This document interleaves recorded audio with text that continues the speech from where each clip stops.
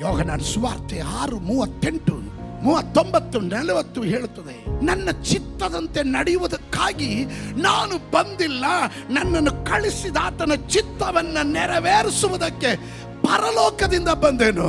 ಅಂದ್ರೆ ಭೂಮಿಯಲ್ಲಿ ಅಭಾವ ಇದ್ದಿದ್ರಿಂದ ಪರಲೋಕದಿಂದ ಸ್ವಂತ ಮಗನೇ ಬರಬೇಕಾಯ್ತು.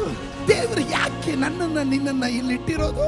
ಏನ್ ತಿನ್ಬೇಕು, ಏನ್ ಕುಡಿಬೇಕು, ಎಷ್ಟು ದುಡ್ಡು ಮಾಡಬೇಕು, ಎಷ್ಟು ಆಸ್ತಿ ಮಾಡಬೇಕು, ಎಷ್ಟು ದೊಡ್ಡ ಮನೆ ಕಟ್ಕೊಬೇಕು, ಎಂತ ಕಾರ್ ತಗೊಬೇಕು, ಎಂತ ರೀತಿಯಲ್ಲಿ ಬದುಕಬೇಕು ಅನ್ನೋದಲ್ಲ ನಮ್ಮ ಕರೆಯ ಪ್ರತ್ಯೇಕತೆ. ಯು ಅಂಡ್ ಮೀ, ನೀನು ಮತ್ತು ನಾನು ಸಾಧಾರಣ ವ್ಯಕ್ತಿಗಳಲ್ಲ. ದೇವರ ದೃಷ್ಟಿಯಲ್ಲಿ ಅವನ ಪ್ರತಿನಿಧಿಗಳು. ಜೀವಿತದಲ್ಲಿ ಆಯುಸ್ ಕೊಟ್ಟ ದೇವರು, ಆರೋಗ್ಯ ಕೊಟ್ಟ ದೇವರಿಗೆ ಒಂದು ಪದ್ಧತಿ ಇದೆ. ನೀನು ಸಾಧಾರಣ ವ್ಯಕ್ತಿ ಅಲ್ಲ. ಆ ಕರೆ ಹೆಸರು you are the representative of God. Hey, come on, somebody shout hallelujah.